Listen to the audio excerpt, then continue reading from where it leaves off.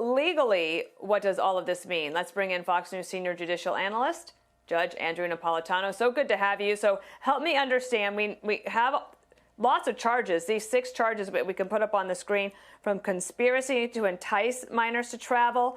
We have perjury. We have intent to engage in criminal sexual activity, and possibly looking at 35 years in prison, Judge. Well, the conspiracy charges and the perjury charges are considered relatively minor because she's a first offender and the maximum penalty is 5 years. The indication would be no time in jail. But the enticing and transporting of minors across interstate lines for sexual purposes for which they as minors cannot legally consent is so serious that there's no statute of limitations on it. I mean, most federal crimes, the statute of limitations is 5 years. These events outlined in the indictment, which was unsealed this morning, occurred 24 years ago. But the Congress is so determined to authorize the FBI to go after this kind of behavior that it removed the statute of limitations. Now, why her and why now? Well, Jeffrey Epstein's little black book is missing.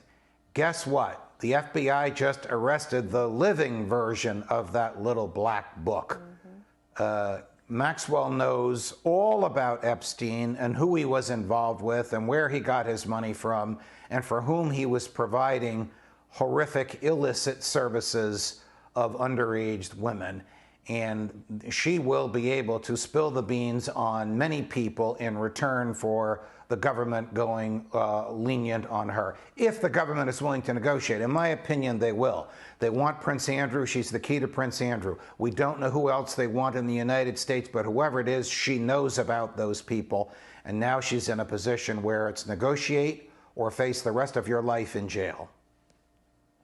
Do you agree with the FBI that, well, the federal government, not the FBI, sorry, the SDNY, suggesting that she is a flight risk and should not be allowed to have home confinement?